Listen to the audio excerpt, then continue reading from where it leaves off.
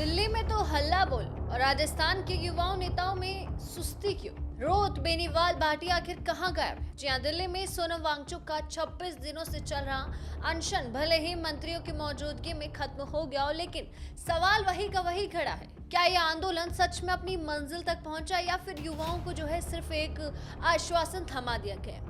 वांगचुक के अनशन तोड़ने के तुरंत बाद सामने आए बयानों ने माहौल को और गर्म कर दिया है। उन्होंने साफ कहा कि कोई डील नहीं हुई हमारे बीच।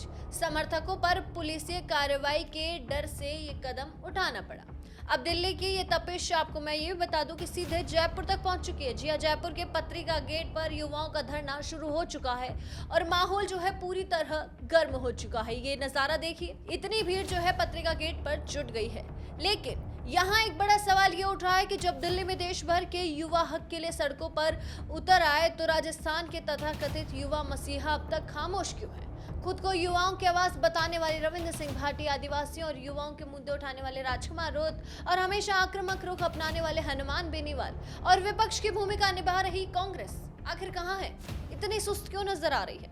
जयपुर के युवाओं के जुटते ही अब सबकी नजरें आरएलपी सुप्रीमो हनुमान बेनीवाल और उनके आरएलपी सेना पर टिक गई है। बेनीवाल का तो सीधा यही आरोप था कि सरकार आंदोलन को मीठी बातों से जो है दबाना चाहती है। अब ये सिर्फ किसी एक संगठन का प्रदर्शन नहीं बल्कि देश के लाखों युवाओं के भविष्य की लड़ाई है, ये सब हनुमान बेनीवाल का कहना है। अब सियासी गलियारों में ये चर्चा तेज है कि आरएलपी इस मौके को हाथ से जाने तो नहीं देगी और जल्द ही बेनीवाल या उनकी पार्टी के प्रतिनिधि जो है पत्रिका गेट पहुंचकर अपना सीधा समर्थन दे भी सकते हैं। वहीं दूसरी तरफ है पूरी कांग्रेस पार्टी और विपक्षी खेमे में जो है इस मुद्दे को लेकर केंद्र और राज्य सरकार तक लगातार हमलेवार है। विपक्ष का एक ही रुख है कि जब तक केंद्रीय शिक्षा मंत्री धर्मेंद्र प्रधान का इस्तीफा नहीं होता तो पारदर्शी सुधार लागू नहीं होती, तब तक ये लड़ाई रुकने वाली नहीं है। लेकिन पत्रिका गेट पर जो है अब तक कांग्रेस का एक भी नेता या युवा नेता नजर नहीं आया है। अब देखना ये होगा कि दिल्ली के समझौते से बेअसर होकर जयपुर की पत्रिका गेट पर शुरू हुआ ये युवा आक्रोश राजस्थान के सुस्त पड़े दिग्गज नेताओं को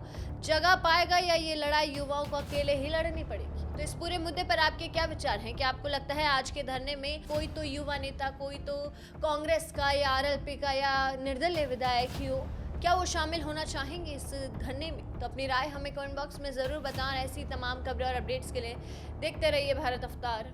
धन्यवाद।